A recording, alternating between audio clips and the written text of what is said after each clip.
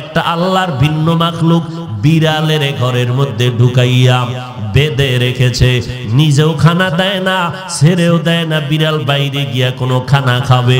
বিড়ালটা ঘরে বেঁধে রাখার কারণে ধুকে ধুকে ধুকে ধুকে ক্ষুধার তৃষ্ণায় মরে গেল। পয়গম্বর বলে, সাহাবায়ে কেরাম, আমার আল্লাহ বেজার হইয়া ওই আল্লাহর বান্দির সব নেক আমল বরবাদ করে দিয়েছে। আর এক আল্লাহর বান্দি জীবনে এমন কোন গুনাহ নাই, করে নাই, জীবন ভর গুনাহ করে করে সারা জীবনটাকে নষ্ট করেছে, কিন্তু একটা সামান্য নেক আমল করার কারণে আল্লাহ তার জীবনের সব গুনাহ মাফ করে দিলেন। বলে কি সামান্য নেক আমল কি? ওই একজন গুনাহগার বান্দি একদিন রাস্তা দিয়ে হেঁটে যায়, তাকাইয়া দেখে আল্লাহর এক মাখলুক কুকুর পানির তৃষ্ণায় জিহ্বা বের করে কান্না করে।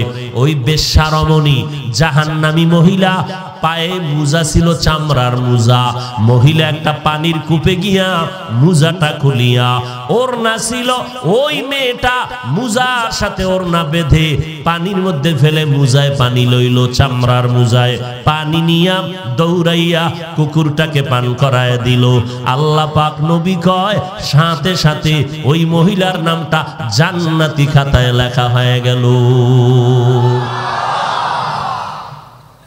তাহলে ছোট ছোট নেক আমলকে ছোট মনে করে ছেড়ে দেওয়া উচিত না, ছোট খাটো গুনাহকে ছোট মনে করে করাও উচিত না। ছোট খাটো নেক আমলেও তো কত মানুষ আল্লাহর জান্নাতকে ওয়াজিব করে ফেলছে, আবার ছোট খাটো গুনার কারণে মানুষ আল্লাহকে বেজার করে জাহান্নামী হয়েছে। এজন্য নবী বলেন, ছোটখাটো নেক আমল ছোট মনে করে ছেড়ে দিও না রে গোলাম, কারণ ওই ছোট্ট আমলে যদি আল্লাহ মাফ করে দেয় তোমার জন্য এই ছোট আমলটাই জীবনের বড় একটা পাওয়া। ছোটখাটো গুনার কারণে যদি আল্লাহর আদালতে গ্রেফতার হইয়া যাও হে মুমিন, তাহলে তোমার বড় বড় গুনার থেকে ছোট একটা গুনাহ তোমার জীবনটাকে ধ্বংস করে ফেললো। আমরা চিন্তা করি ফলায় কি করে, কই মাঝে মাঝে একটু লুড্ডু খেলে, লুড্ডু এটা কি আর কোনো বড় কিছু? শেষ পর্যন্ত এই ছোট থেকে বড় হইতে হইতে এখন ইয়াবা না খাইলে তার ঘুম হয় না, ইয়াবা খাইয়া গাঞ্জা খাইয়া চেহারাটারে বান্দর বানায় লাইছে, আছে না নাই? ছোট ছোট গুনাহ করে করে আজ জীবনটা ধ্বংসের দ্বার প্রান্তে উপনীত হয়ে গেল। আল্লাহ আমাদেরকে হেদায়েত দান করুন। আরো আস্তে করে বলেন, শেষ জমানা তো, ফিতনার দাবানলে নিমজ্জিত হয়ে আছি আমরা মুসলিম জাতি। আল্লাহ হেদায়েতের দৌলত দান করুন। আল্লাহ পাক রব্বুল আলামিন দুনিয়াতে মানুষ পাঠাইয়া এই মানুষগুলো সুশৃঙ্খল জীবন যাপন করে যেন নিরাপদে বেহেশতে যেতে পারে, এই জন্য ব্যবস্থা দিয়েছেন দুইটা। কি কয়টা ভাই? দুইটা। এক নাম্বার ব্যবস্থা ব্যক্তি, দুই নাম্বার ব্যবস্থা কিতাব। ব্যক্তি হলো 4 দল, কিতাব হলো 104 খানা। এই ব্যক্তির মধ্যে সর্বশ্রেষ্ঠ ব্যক্তি রাহমাতুল লিল, আর কিতাবের মধ্যে সর্বশ্রেষ্ঠ কিতাব কোরআনুল কারীম। এই দোনোটা শ্রেষ্ঠ আমরা পেয়েছি, নবীকেও পেয়েছি, কোরআনও। কোরআন সম্পর্কে হযরত বয়ান করে গেছেন অত্যন্ত চমৎকার আলোচনা। আজ আমরা কোরআন থেকে অনেক দূরে। দার দূরে বাসা জিয়ারে বদ, ইয়ারে বদ বদ তোর বুয়াদ মারে বদ, মারে বদ তন হাতরা বার জাসনাত, ইয়ারে বদ বার জানে ইমা নত জানাত, ইয়ারে বদ আ রদত রাসু এ জাহিম, ইয়ারে নেকু গিরে তায়া বিনাঈম। ভালো কাজের জন্য তৌফিক লাগবে কার? মন চাইলেই করা যায় না। টাকা থাকলেই মক্কা যাওয়া আল্লাহ কবুল করতে হয়। মনে চাইলেই নেক আমল করা যায় না যদি আল্লাহ কবুল। অনেকে বাড়ির থেকে রওনা হয়ে আসছে ওয়াজে যায়, কিন্তু কপাল বড় খারাপ, প্যান্ডেলের মধ্যে বান্দা বসতে পারে না, দোকানে দোকানে আড্ডা দিয়া সময় কাটায়। আসতে বলেন কেন? এরকম আছে না নাই? এরা কি ওয়াজের বরকত পাইব? এরা কপাল ভালো না পোড়া?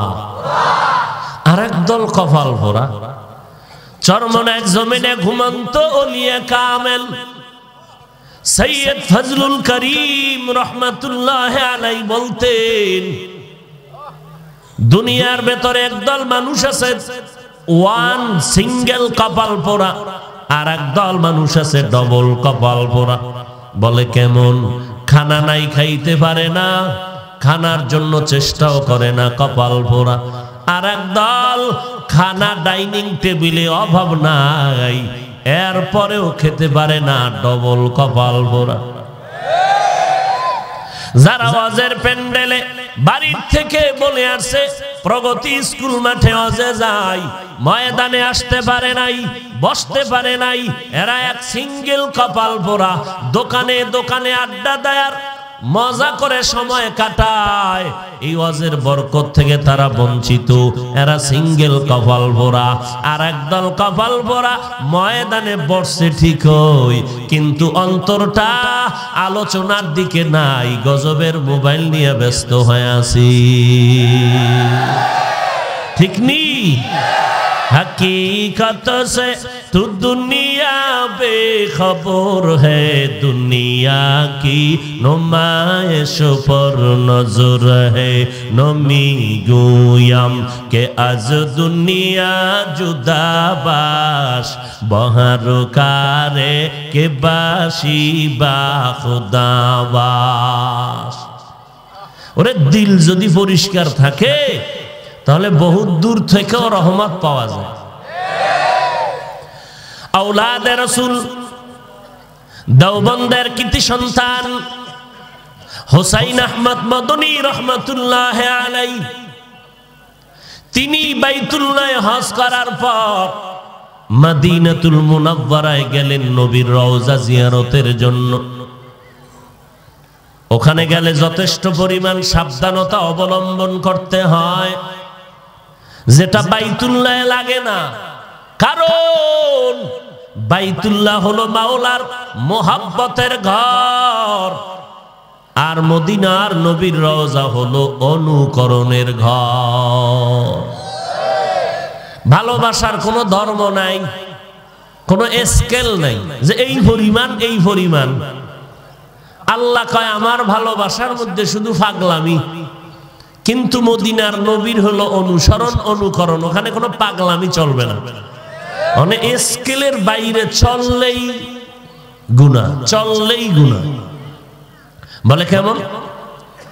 বলে রে বান্দা বাইতুল্লাহ শুধু পাগলামি, কারণ আমার সাথে তোমার মোহাব্বতের আদান প্রদান চলে।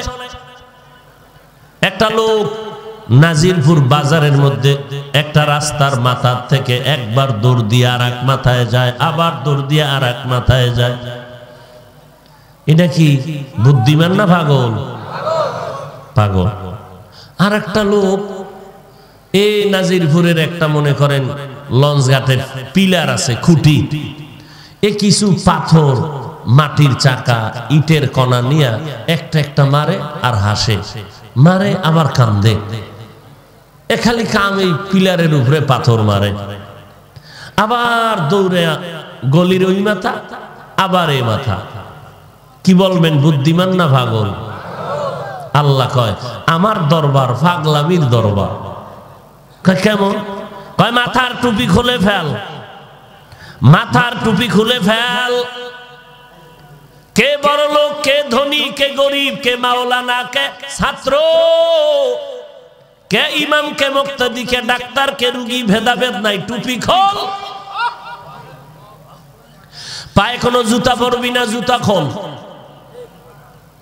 গেঞ্জি থাকলে খোল, সেলাই করা কাপড় থাকলে খুলে ফেল। মরণের কালে যেই কাফন তুই পরবি ওই দুইটা কাফন তুই পর, একটা পরনে আর একটা কাঁধের উপরে দিয়া রাখ। মাথায় টুপিও দিবি না। বড় লোককে ছোট লোককে ভেদাভেদ নাই, মাওলানাকে ইমামকে ছাত্রকে কোনো ভেদাভেদ নাই, সব এক ডিজাইনের মধ্যে হয়ে যাও। এইবার বাইতুল্লাহর চারদিকে খালি দৌড়াও, কোনো কাম নাই। বড় লোকে যেই ভিক্ষুক হইয়া মালিকের দরবারে যেই শব্দ দিয়া কথা কয়, ছোট লোকেরাও একই শব্দ দিয়া কথা বলবা। বড় লোকের ভাষা আলাদা হলে হবে না, ছোট লোকের ভাষা আলাদা হলে হবে না। আলেমের ভাষা একরকম, মূর্খদের ভাষা আর একরকম হলে হবে না। সবার আওয়াজ হবে একটাই আওয়াজ, লাব্বাইক আল্লাহুম্মা লাব্বাইক, লাব্বাইক লা শারীকা লাক লাব্বাইক, ইন্নাল হামদা ওয়ান নি'মাতা লাকা ওয়াল মুলক লা শারীকা লাক। দৌড়াও দৌড়াও, কোনো জুতা নাই, টুপি নাই, সাদা কাফন দুইটা, একটা ফিন্দো আর একটা ঘাড়ের উপরে রাখো, কাঁধের উপরে দাও। এবার লাব্বাইকের আওয়াজ দাও।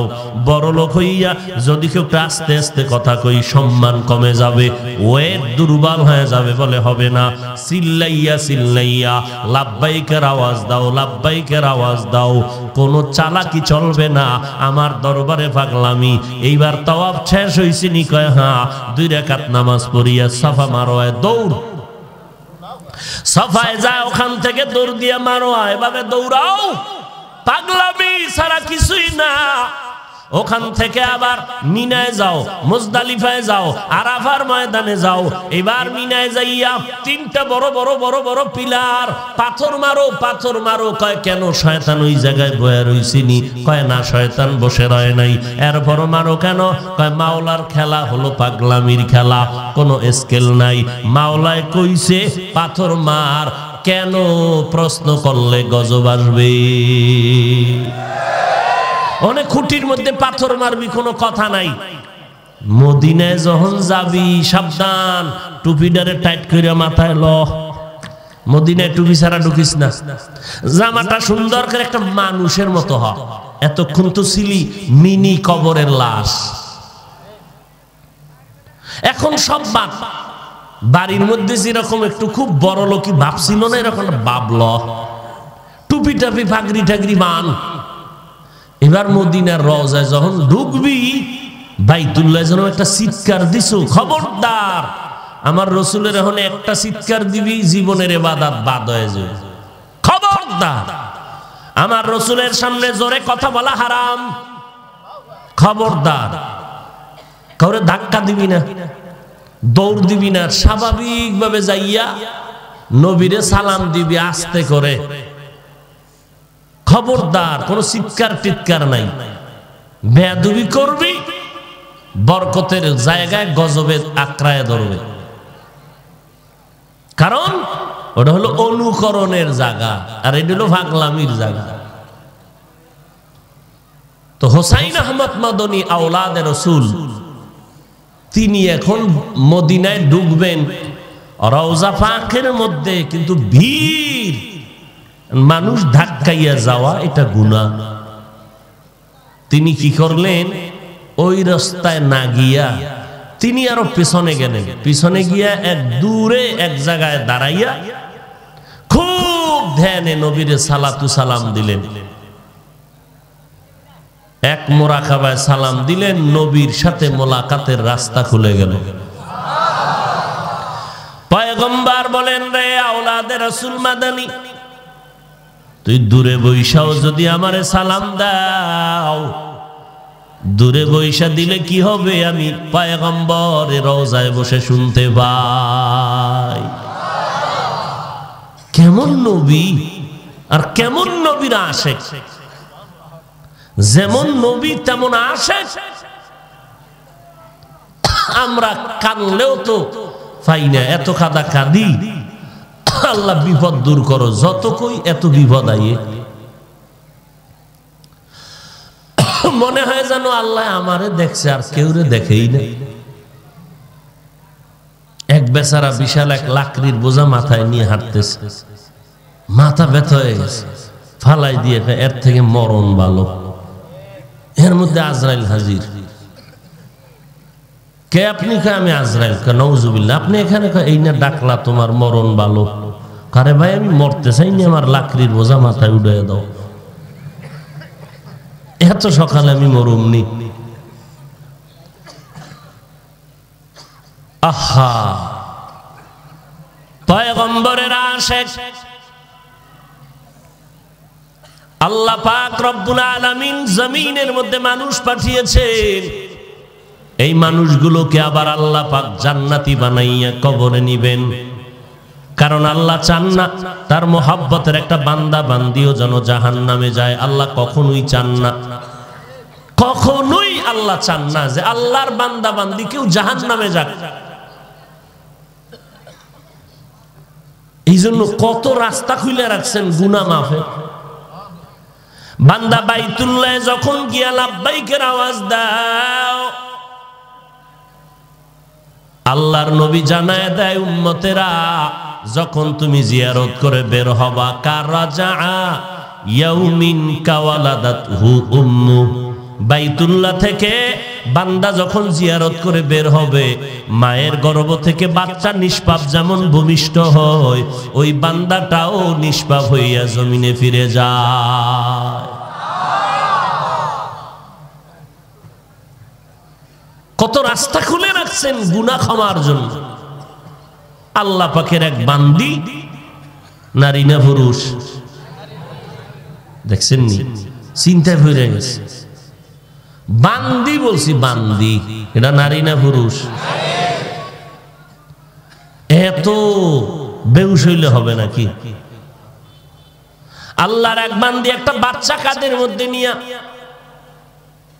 বাইতুল্লাহর চারিদিকে ঘুরে লাব্বাইক কয় না, হে আলাদা একটা স্লোগান দিতেছে। কি স্লোগান? ও দয়ার মালিক, তোমার ওয়াদা পূরণ হইছে নি বলো,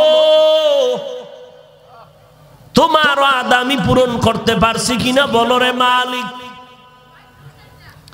মহিলা এই বাচ্চা কাঁধে নিয়ে বাইতুল্লাহর চারদিকে দৌড়ায় আর এই স্লোগান দেয়, আল্লাহ গো তোমার ওয়াদা পূরণ হইছে নি বলো, তোমার ওয়াদা পূরণ করতে পারলাম নি। এই মহিলার আওয়াজ নজরে পড়ে গেল জগৎ বিখ্যাত একজন কুতুবুল আলম, হাকিমুল উম্মাত, মুজাদ্দিদুল মিল্লাত শাহ আশরাফ আলী থানভী ঘটনা লিখেন।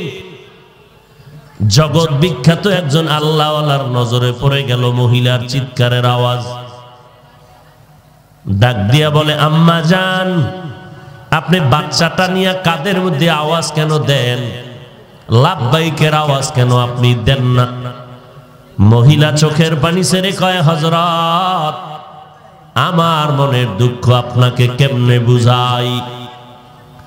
আমি মহিলার জীবনটাও বড় কঠিন, আর আমার কাদের মধ্যে যে বাচ্চা দেখেন, এই বাচ্চাটা আমার বড় কঠিন। এই বাচ্চাটাও আমি যে কাঁধে লইছি, এটার পেছনে বহু ত্যাগ, বহু কষ্ট। মাওলার সাথে একটা ওয়াদা ছিল, ওই ওয়াদার কারণে বাচ্চাটা লইছিলাম, বাচ্চাকে নিয়ে এখন আইছি ওয়াদা পূরণ করে লাইলাম। বলে, কি সেই কষ্ট, কি সে ওয়াদা? আপনি শুনবেন? কাহা শোনাও। হতে পারে তোমার এই কথার দ্বারা অন্য কোনো মুসলমান নারী পুরুষ তাদের হেদায়াতের কারণ হয়ে যাবে। কসাসুল আউয়ালিন মাওয়াইজুল আখিরিন, অতীতের ইতিহাস পরবর্তী প্রজন্মদের জন্য উপদেশ বাণী। এই জন্য আল্লাহ কোরআনের মধ্যে 2000 মতো আয়াতে কেচ্ছা কাহিনীর ওয়াজ করেছেন। 2000 আয়াতে, কয় হাজার?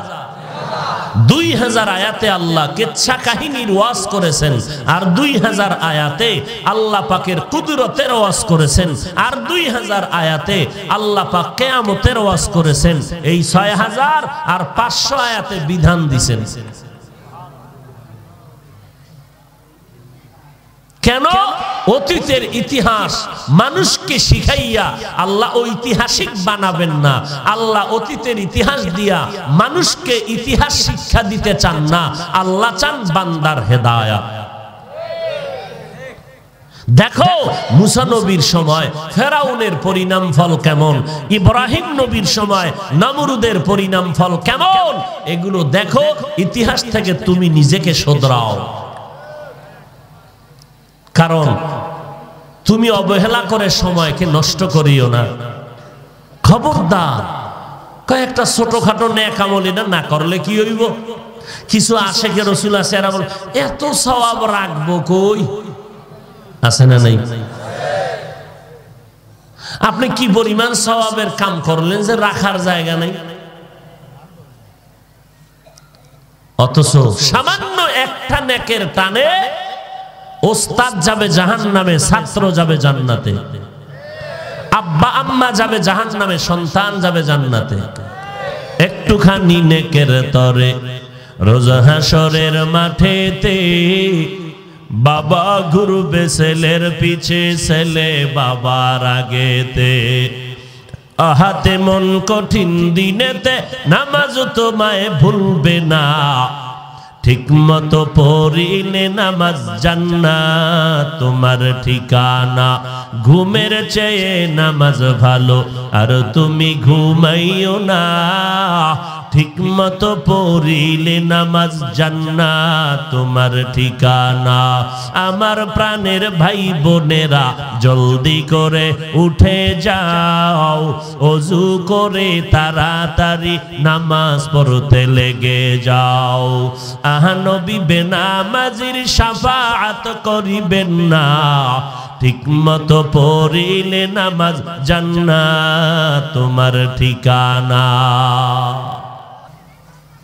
কোরআন আর ব্যক্তি, শ্রেষ্ঠ ব্যক্তি আমার রাসূল, শ্রেষ্ঠ কিতাব কোরআন শরীফ। আল্লাহ নবীকে কোরআন দিলেন। এই ইকরা সূরাটাই হলো কোরআন নাজিলের প্রথম সূরা।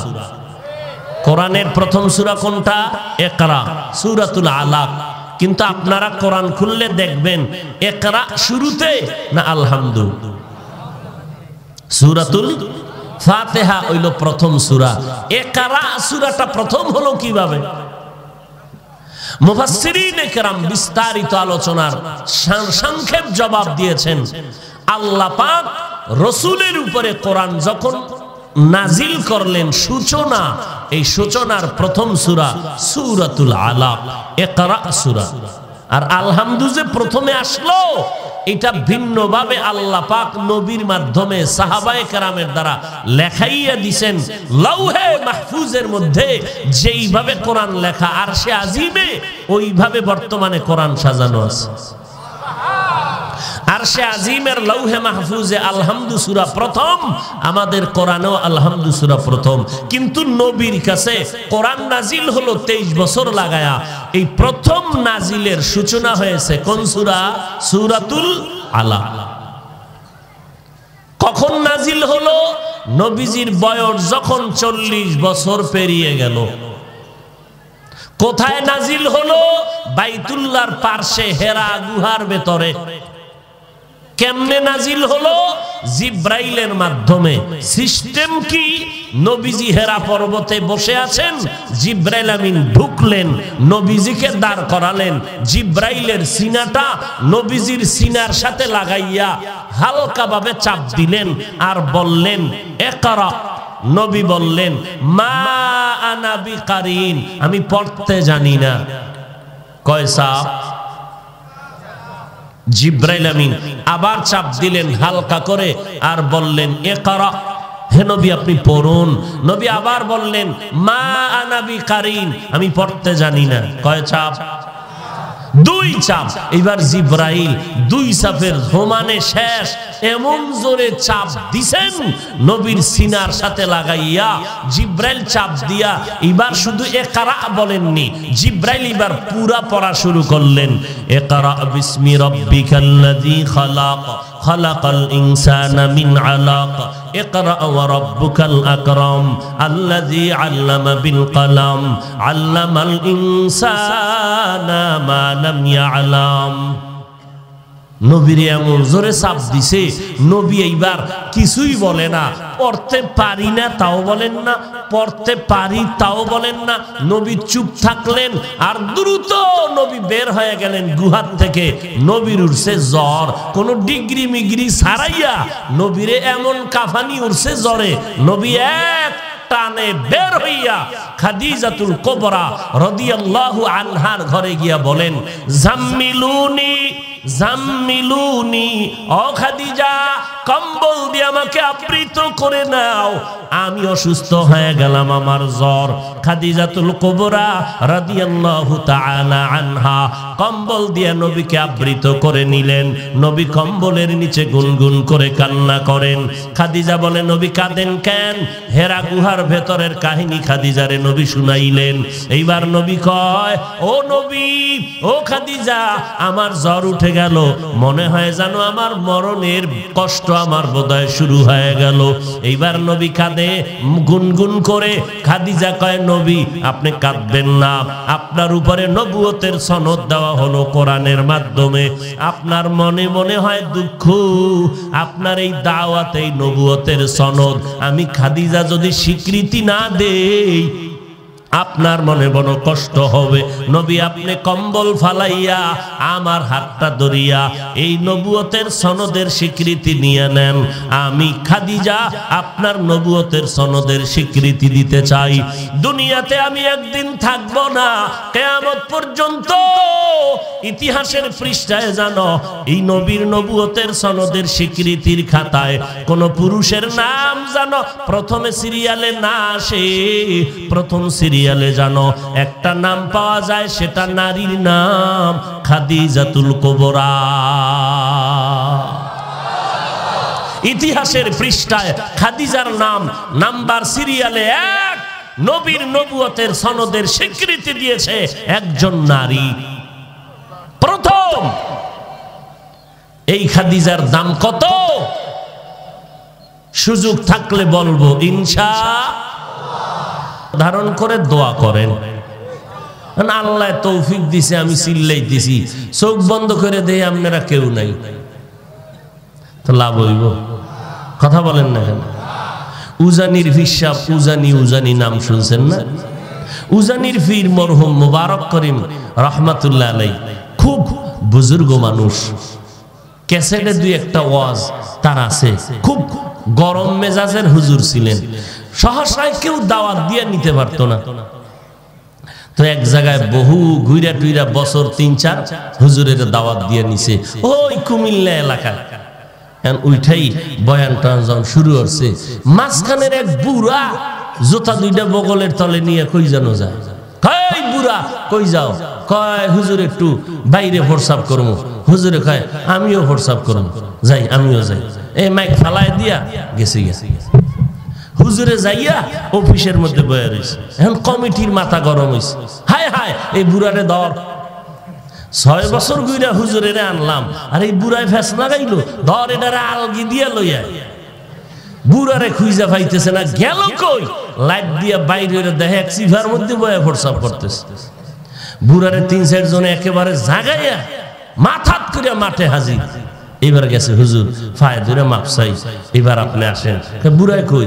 কয় আইছে। কথা আমিও যাবো।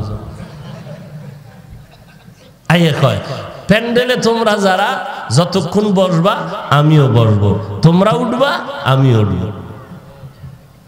এটা একটা আসতাম স্বামী একজনের কাজে লাগায়া কয় হুজুর চালায় যান, আমি একটু রেস্টে থাকি। আল্লাহ সবাইকে মাফ করেন, আরো আস্তে করে বলেন। ভাই সারা দেশে ওয়াজ মাহফিল প্রায় বন্ধ বন্ধ ভাব, কথা ঠিক না? মহামারী সারা বিশ্বকে গ্রাস করে নিয়েছে, এরপরও কপাল ভালো, নেয়ামত শুকর আদায় করা উচিত যে আজকে এই নাজিরপুরে বয়ান চলতেছে। এটা নেয়ামত না কিয়ামত? নেয়ামতের শুকর আদায় করা উচিত। মোনাজাত দিয়া খোদার কাছে কান্নার একটা সুযোগ পাইছি, কারণ একা একা কান্দে দেখছি চোখে পানি আসে না। এরপরে আব্বার জন্য দোয়া করি, কোনো কামই হয় না। এই হাজারো মানুষের সামনে যদি একটু দোয়ায় হাত তুলতে পারি, আল্লাহর কসম একজনের আমিন কবুল হলে সবার আমিন কবুল হয়ে যাবে। এতগুলো মানুষ নিয়ে আব্বার জন্য দোয়া করার সুযোগ পাবেন? পাবেন? অতএব এই বরকতি মজলিস থেকে উঠে যাবেন না। আল্লাহ যদি নিয়ে যায় তো বাড়ি কেন, জনমের তরে নিয়ে যাবে, আর ঘরের দরজায় ফিরা যাবে। মরণ থেকে যতই পালাও, মরণ তোমায় নিবে ঘিরি। যদিও সুদূর আকাশ পানে লুকাও সেথায় লাগিয়ে সিঁড়ি। নদী পথে নৌকা চালাও ও মাঝি ভাই, বেলা ডোবার আগে আমি ওপার উঠতে চাই। ডুবে গেলে বেলা রে আর উঠে না, ভেঙ্গে গেলে মেলা রে আর জমে না। পালাবার জায়গা আসেনি? ও ভাই, ঢাকার মধ্যে খবর নিয়ে দেখেছো যমুনা গ্রুপের মালিক হাজার হাজার কোটি টাকার মালিক করোনায় আক্রান্ত হয়ে গেল। ডাক দিয়ে কয় আমাকে স্পেশাল ফ্লাইটের মাধ্যমে আমাকে সিঙ্গাপুরে নাও, কত হাজার কোটি টাকা লাগবে নি আমারে সুস্থ করে দাও। দুনিয়ার কোন ডাক্তারেরা বোর্ড বসিয়াও বান্দারে সুস্থতার দরজায় ফিরাইতে পারে নাই। আল্লাহ যারে নিয়ে যাবে মাস্ক পরাইয়াও বাঁচার কোনো উপায় নাই। বাঁচার উপায় আছে? ওরে নবীর উম্মতের দল, তবে সতর্কতার জন্য আমরা মাস্ক পরা দরকার। কারণ মুখের থেকে যেই তালে মিশকের ঘেরান আসতে থাকে নামাজ ভেঙ্গে যাওয়ার কারণ। হায় হায়, যেই তালে বিড়ি টানেও নামাজে দাঁড়াইলে কেরাতের দক্ষিণ পশ্চিম সব উল্টা পাল্টা হয়ে যায়। মেসওয়াক তো নাই, ওই বেরাস করে সপ্তাহে একদিন, তাও টাইম পাওয়া যায় না, এত ব্যস্ত। তোমার মুখ গরুর মতো আটকায় রাখো। তো আমগো হুজুর গো কথায় তোমরা আটকাও নাই, এবার সরকারের কথায় আটকাও, নাহলে ফিডা। তবে হুজুর গো কথায় যদি আগের থেকে আটকাইতা তো সওয়াব পাইতা। এখন আটকাইলে আটকানো হবে ঠিক, কিন্তু সওয়াব পাওয়া যাবে না। আমাকে একদিন ঢাকার বড় একজন কর্মকর্তা সরকারি প্রশাসনের হুজুর আমনে গো করোনায় ধরে না কেন? বললাম হযরত ভাইজান, আমরা তো ১৫০০ বছর আগে মদিনাওয়ালা নবীর আদর্শ পালন করে চলি। নবীর আদর্শ কেমন?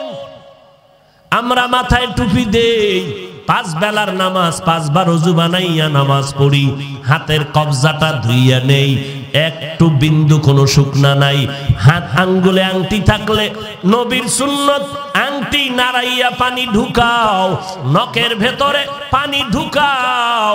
এরপরে নাক ধুইলে হবে না, 3 বার পানি দিয়া নাকের ভিতর পর্যন্ত পরিষ্কার করে নাও। এত সুন্দর কইরা আমরা ওযু বানাইলে আল্লাহর কসম আমাদের করোনা ধরতে সাহস পায় না। এ কুদরত কার?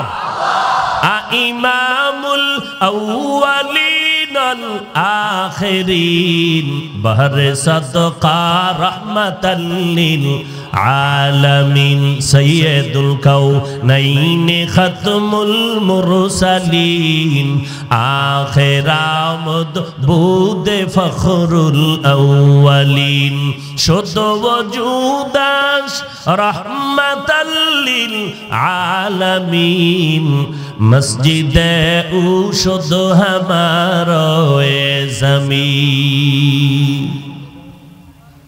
কষ্ট হইতেছে নি? আর একটু সামনে আগাই।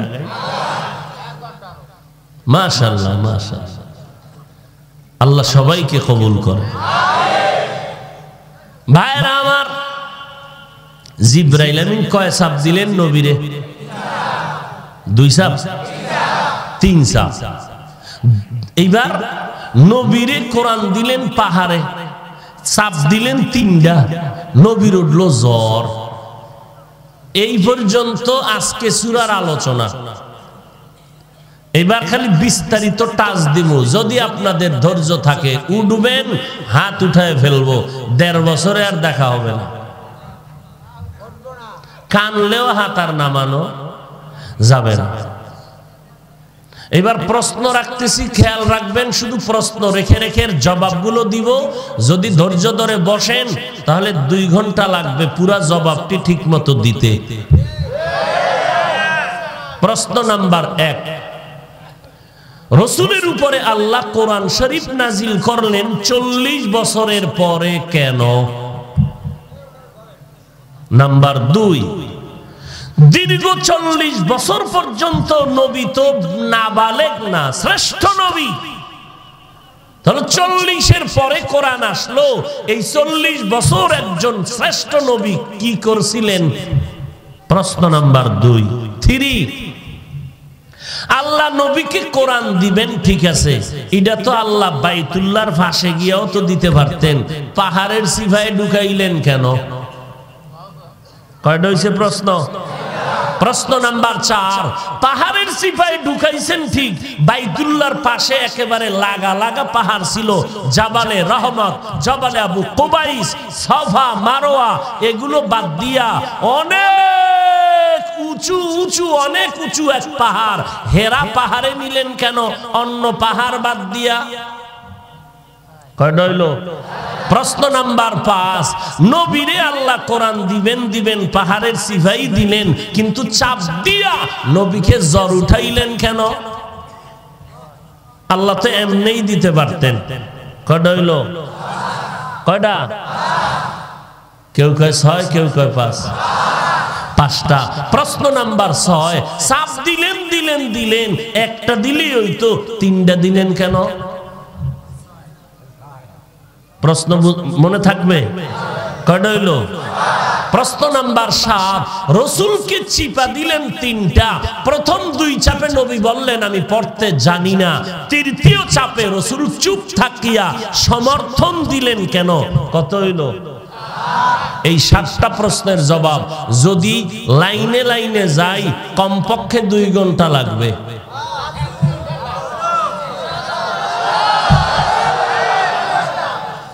হাত নামান। এবার একটু হাত তুলবেন যারা থাকবেন না, তারা সবাই থাকবেন, কেউ উঠবেন না তো? কেউ উঠবেন না? এই যুবক, আর উঠিয়া যাবা কই? ঘুম না, তোমার গজবের মোবাইল তো আমগো সোনার বাঙালির ঘুম নিয়ে গেছে। মোবাইল চালায়া চালায়া রাত্র 3টা যে কখন বাজে টেরই হয় না।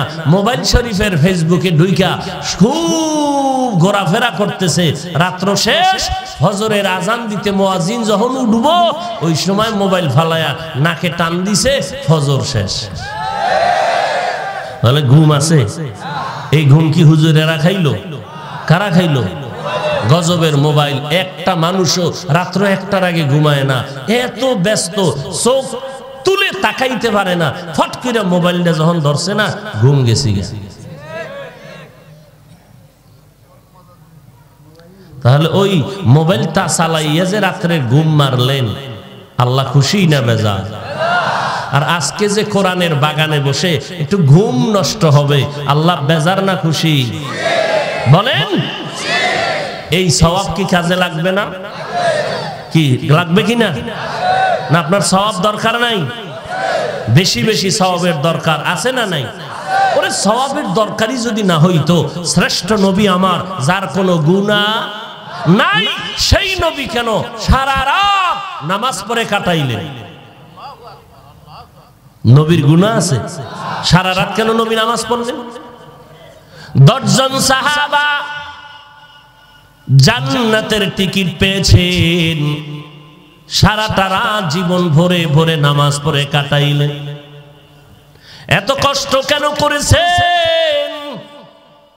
একমাত্র কারণ এত ইবাদত করিয়াও তারা কাঁদছেন, আমি আল্লাহর দরবারে কি নিয়ে হাজির হব। জিন্দেগি মে बंदगी तू करना है, जिंदगी में बंदगी तो करना है, जिंदगी बे बंदगी शर्मिंदा है, जिंदगी बे बंदगी शर्मिंदा है। খারাপ লাগে? এই যুবকেরা খারাপ লাগেনি? তো কানে দইরা তওবা করবি, জীবনে আর গানের তার কানে লাগাবি না। ইউটিউবে কোরআন তেলাওয়াত নাই, আল্লাহর বান্দাদের গজল নাই, ওগুলো শুনবি, চোখের পানি পড়বে। মদিনা শরীফের ইমামের তেলাওয়াত কি সুন্দর তেলাওয়াত, নিজেও কান্না করে, পেছনে মুক্তাদিরাও কান্না করে। মক্কার ইমাম সাহেব তেলাওয়াত করে, নিজেও কান্না করে, মুসল্লিরাও কাঁদে। এই তেলাওয়াত যদি এক সপ্তাহ শুনতি রে যুবক ভাই, নিজে নিজে তওবা করে বলতি, জীবনে গানের আওয়াজ কানে লাগাবো না। কত সুন্দর আওয়াজ, গান শুনিস না? নবী কইছে গানের আওয়াজ আসলে কানে আঙ্গুল দাও, এটা শয়তানের আওয়াজ। আর এখন ডেকসেটের আওয়াজে পাঁচতলা বিল্ডিং শুদ্ধ কাফে, ঘুমের বাচ্চা লাভ দিয়ে উঠে ভয় আছে না নাই? ইমাম সাহেব কয়, হাজি সাহেব আপনার পাঁচতলায় এত ধুমধাম আওয়াজ কি? কয় হুজুর দাওয়াত পান নাই। কয় কিও কি এর দাওয়াত? কয় আমার বাড়ি না, গায়ে হলুদের অনুষ্ঠান চলে, মাইয়ার বিয়া। আফসোস, বড় আফসোস। আল্লাহ পাক এই অপরাধ থেকে আমাদের সবাইকে হেফাজত করুন। বলবো, আয়ে থে হাম कुछ ना कुछ खरीदने को,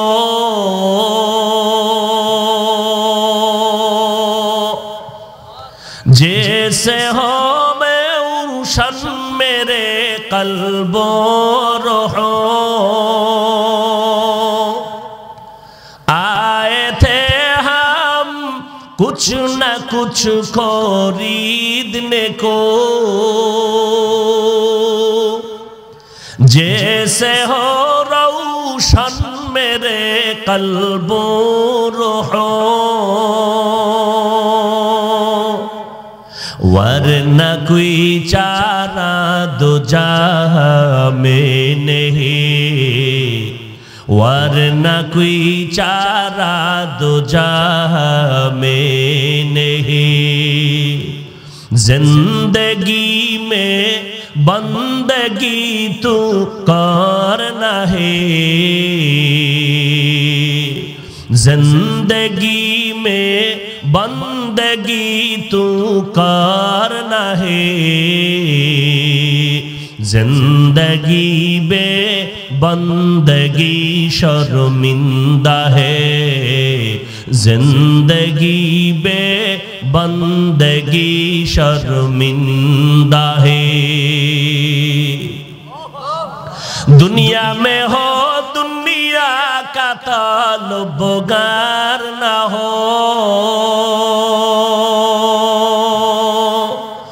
बाजार से गुजरे हो खरीदार ना हो। दुनिया में हो दुनिया का ताल्लुगार ना हो, बाजार से गुजरे हो खरीदार ना हो।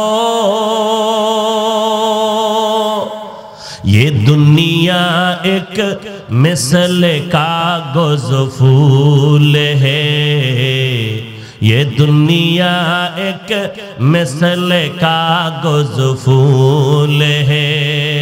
जिंदगी में बंदगी तू करना है, जिंदगी में बंदगी तू करना है। जिंदगी बे बंदगी शर्मिंदा है, जिंदगी बे बंदगी शर्मिंदा है। प्रश्न कयटा भूले गेছেন? एक नम्बर प्रश्न, ओ अल्लाह नबीर उपरे कुरान नाजिल 40 বছরের পরে কেন করলেন? আল্লাহ জানায় দিলেন, ও দুনিয়ার মানুষ, আমি আল্লাহ জানায় দিলাম, আমি আল্লাহ দুনিয়ার মানুষ চলার জন্য, সুশৃঙ্খল জীবন যাপনের জন্য দুইটা ব্যবস্থা, ব্যক্তি আর কিতাব। যেহেতু নবী উম্মতের ডাক্তার, উলামায়ে আহলে হক উম্মতের কলবের ডাক্তার, ডাক্তারেরা বই হাতে এমনি আগে পায় না, মানুষের চিকিৎসার জন্য আগে নিজেকে লেখাপড়া করতে হয়। কিতাব হাতের মধ্যে পাইলেই ধরা যাবে না, কারণ এই কিতাব আগে নিজে বুঝা লাগবে, বুঝার মতো যোগ্যতা লাগবে, অন্যকে বুঝানোর মতো যোগ্যতা দরকার। আল্লাহ তাআলা নবীদেরকে আগে যোগ্যতা অর্জন করাইয়া এরপরে কিতাব দিলেন, আর জগতের মানুষের জানায় দিলেন, কোরআনের আরবি বুঝো না রে বাবা, বুখারী শরীফের আরবি পড়তে পারো না, তুমি আবার আলেমদের ভুল ধরার চেষ্টা করিও না। কয় আমি কোরআন মানি, হাদিস মানি, কোনো ইমাম মানি না, কোনো ব্যক্তি মানি না। আল্লাহ কয় ব্যক্তি না মানলে তোমার কপাল খারাপ, আবার যারা ব্যক্তি মানতে গিয়া কিতাব বাদ দেয় তাদের কপালও খারাপ। যারা সঠিক লাইনে থাকতে চাও, আল্লাহর দেওয়া কিতাবও মানতে হবে, আল্লাহর দেওয়া সিলেকশন করা ব্যক্তিদেরও অনুসরণ করা লাগবে। তবে অনুসরণ মন মতো নয়, আমার আল্লাহর বিধান মতে করতে হবে। কোরআন শরীফের আরবি পারে না, বুখারীর আরবি পারে না, এখানে আমি হাদিস ছাড়া কিছু মানি না, ইমাম সাহেবের পিছনে নামাজই পড়ে না। কয় ইমাম সাহেব মুশরিক হয়ে গেছে। কয় কেন? কয় জোরে আমিন কয় না। আছে না নাই? আমগো বরিশালের গ্রাম্য ভাষা আছে, অল্প বিদ্যা ভয়ঙ্কর। আল্লাহ হেদায়েত দান করুন। নিজের কোনো খবর নাই, অন্যের দিকে আঙ্গুল তুলে রাখছি, তুমি খারাপ, তুমি খারাপ, তুমি খারাপ। অথচ একবারও চিন্তা করলাম না আমার জীবনের কি হালাত, আমার ছেলে, আমার মেয়ে, আমার স্ত্রী, আমার মা বাবা, আমার ভাই বোনের কি হালাত। গোটা জগতের উলামায়ে কেরাম, আল্লাহ না করুন বুঝানোর জন্য বলি, হাসরের ময়দানে যদি আল্লাহর কাঠগড়ায় আটকায়া যায়, আপনাদের নাজিরপুর সহ জগতের কারো কাছে কোনো প্রশ্ন করা হবে না। কিন্তু নাজিরপুরের মুসলমান, ভালো করে লিখে রাখো, হাসরের কঠিন দিন আপনার স্ত্রী যদি বিপদে পড়ে যায়, আপনার সন্তান যদি বিপদে পড়ে যায়, আপনি বাবা হইয়া, স্বামী হইয়া জবাবদেহিতার কাঠগড়ায় দাঁড়াতে হবে, না হয় উপায় নাই। অতএব অন্যদের চিন্তা বাদ দিয়া নিজের ছেলে মেয়ে, স্ত্রী, সন্তানের ফিকির করেন, কবরের ভিড়ার থেকে বাঁচার জন্য। আল্লাহ বুঝার তৌফিক দান করেন। তাহলে নবীকে 40 বছরের পরে কিতাব দিলেন কেন? বলে আগে কিতাব বুঝার মতো যোগ্যতা অর্জন করো, তারপরে কিতাব ধরো। বুঝানোর মতো যোগ্যতা লাগবে, বুঝাইতে অনেক যোগ্যতা লাগে। বয়ান তো সবাই করতে পারে, কিন্তু সবার বয়ানে তো চোখের পানি আসে না। ইসমাইল নবী আর ইব্রাহিমের কোরবানির বয়ান কত বক্তার জবানে শুনছি, জীবনে ক্যাসেট বাজাইয়া বাজাইয়া শুনলাম। তবে চরমনার ফজলুল করিমের 45 মিনিটের ইব্রাহিম আর ইসমাইলের কোরবানির বয়ান গলা কাটা মুরগির মতো মানুষগুলো ময়দানে চিল্লাইতেছিল। এগুলো কেমনে সম্ভব? বুঝাই কেমনে? একদিনে বওয়া দরকার আছিল মাগরিবের পর, তো আপনারা আইসিনি 10টার পর। নেন না, জুমার বয়ান শুনবে না, এই জন্য যায় যখন খুতবা দাঁড়াইবে এই সময় গিয়ে একটা বিদেশি যায় নামাজ কিনে আনছে, তো ভাবসাব কি বিদেশি সেন্ট লাগাই গেছে। জিলিয়া দৌড় মসজিদের বারান্দায় গিয়ে মোটামুটি এক সিফার মধ্যে যায় নামাজটা নিয়ে বয়ে গেছে। সালাম ফিরানো পর আবার দৌড়, বাসায় গিয়ে দেখে আর একজনের জোতা নিয়ে হাজির। ধরা খাই লেখা টেস্ট করলাম। এরম মুসল্লি আসেনি? আল্লাহ মাফ করেন। ভাইরা আমার, পুলিশে চোরের ধইরা ওরে ভিডারে ভিডা, হারামও চোখে পানি নাই, কিন্তু বাইরের তে বোঝা যায় মইরা যাইতেছে কানতে কানতে। পুলিশ কয় কি, কয় হুদা বং আর সং, কোনো কান্দা নেই। পুলিশে এমন ফিডা দিছে চোরের চোখে কি নাই। নাজিরপুরের মুসলমান বালিশে মাথা লাগাই একটু চিন্তা করবেন, একটা আসামিকে পুলিশ যখন এত পিটাইলো কাঁদলো না, অথচ একজন আল্লাহওয়ালা বয়ান করে স্টেজের মধ্যে 200 হাত দূরে একটা যুবক হাউ মাউ করে চিল্লায়া কান্না করে। এইবার বলো ওই যুবকের কে বেত দিয়া মারলো? এইটাই যদি চিন্তা করতা তাহলে কান্নার বিরোধিতা করতা না। তুমি প্রশ্ন করো লোকটা কাঁদে কেন, এই লোকটার শরম নাই, কান্না করে কেন? আরে প্রশ্ন তো তোমাকে করা দরকার। ও মুসলমান, ও মদিনার আশেক, এখানে বয়ান হচ্ছে কোরআনের বয়ান, জাহান্নামের বয়ান, দ্বীনের আলোচনা, রসুলের মোহাব্বত ইশকের কথা হচ্ছে। সবাই কাঁদে, ও কপাল পরা নিমক হারাম, তোর চোখে কেন পানি নাই বল? প্রশ্ন তো তোমাকে করা দরকার, তোর কপাল কেন খারাপ? তোমার কপালে কার অভিশাপ লাগছে, কার বরদোয়া লাগছে? মোনাজাতে সবাই কাঁদে, তোমার চোখে কেন পানি নাই? কারো বরদোয়া লাগছে কিনা তোমার কপালে? হিসাব মিলাও। তুমি উল্টা প্রশ্ন করো, লোকটার লজ্জা লাগে না, কেমনে কাঁদে? আফসুস, বড় আফসুস।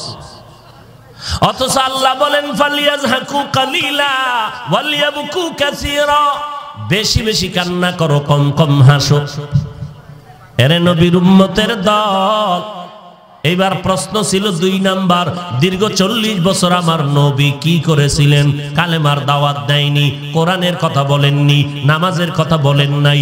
দীর্ঘ 40 বছর আমার আল্লাহর নবী ওই হেরা গুহায় গিয়া বসে বসে বসে বসে আমার আল্লাহ পাকের ধ্যানে মোহাব্বতে সময় কাটাতে।